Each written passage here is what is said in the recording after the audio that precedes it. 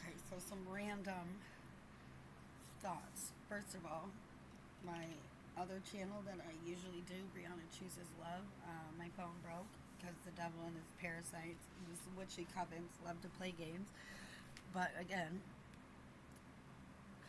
it's like that song. Ain't nothing gonna hold me down. Ain't nothing gonna bring my stride. Oh no, I got to keep on moving. Anywho, so I just wanted to touch base real quick and tell you about a couple things. First of all, there's this guy Johnny. He's the best, and sometimes like he helps me with things that I've been struggling with. So I knew that it would help other people too. So again, when you're like in your brain and you're like, oh, I'm not enough. I'm a sinner. I'm a sinner. First of all, sin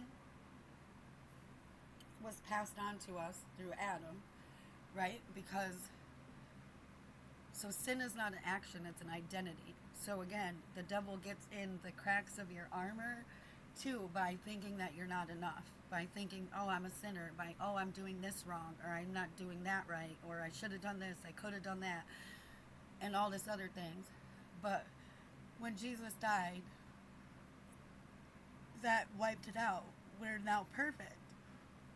And again, excuse me, staying in the identity, knowing that you're enough, knowing that because God made you and God don't make no junk. Like even with the demons, right? And the devils and the other entities, he made them too. But again, they can choose each day to switch sides, to turn to him, to release the devil, to release the darkness, to turn to the light, to humble yourself, to say like, I'm perfect just the way you made me, God. So whether it's yourself, your child, you have a flaw, your face, your body, your health, your wealth, your location, just embrace it and know that it's all for God's glory and gain. And in return, it's your glory and your gain. Um,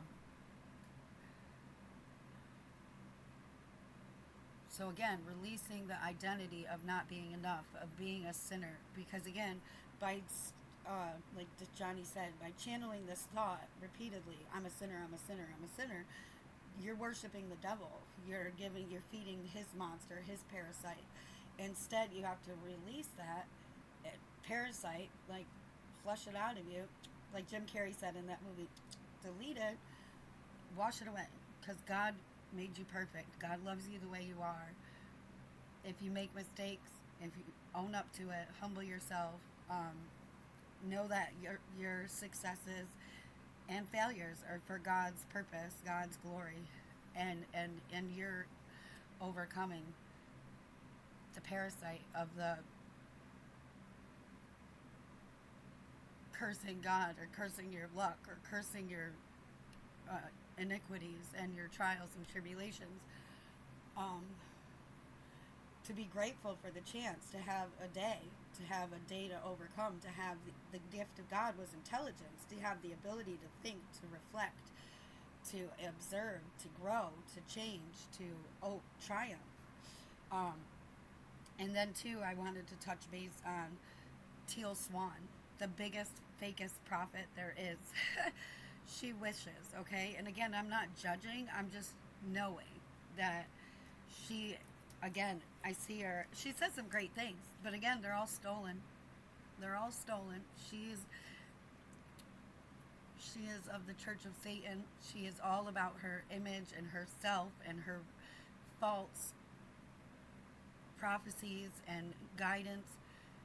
And just like Jesus said, many will come in my name, meaning in the name of God. Many will come saying I'm the Christ, be it Jesus or be it themselves, which is kind of what she's trying to do, thinking she's the light of the world, but she's leading people astray, just like the churches have. And then there's these other big churches, the Catholic Church, the Scientology Church. There's a big thing too. So again, like, sure, there's bad seeds in every,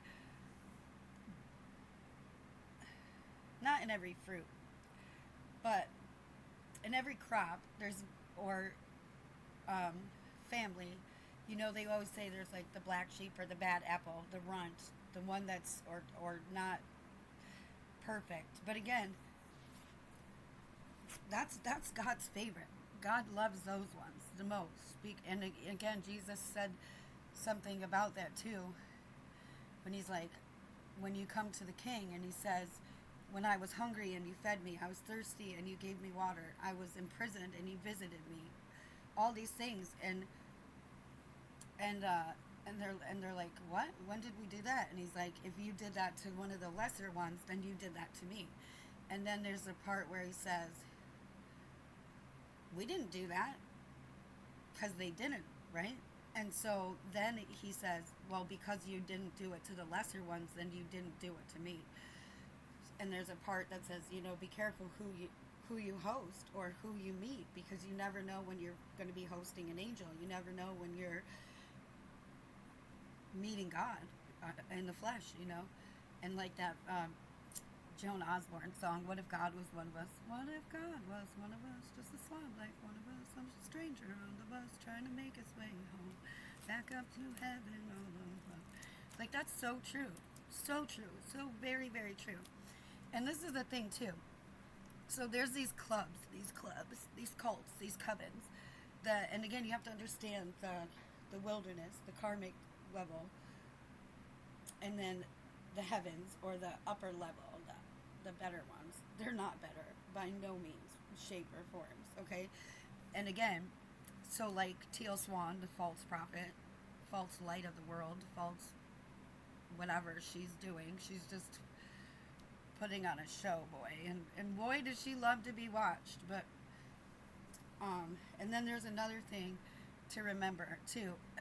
A lot of these girls are out here using this word narcissist. Oh, I'm dating a narcissist, my boyfriend's so abusive. First of all, if a girl is posting that on Facebook or social media anywhere, she's definitely not dating a narcissist. She's the narcissist. Because why? If you're dating a narcissist or a sociopath or a psychopath, they will come for you. So you would not be doing that. You would not be putting your business in the streets at all. Again, the ones that are with those kind of people are afraid to seek help because of retaliation, and because of, too, like when you love somebody and you're like, or you're in too deep, right?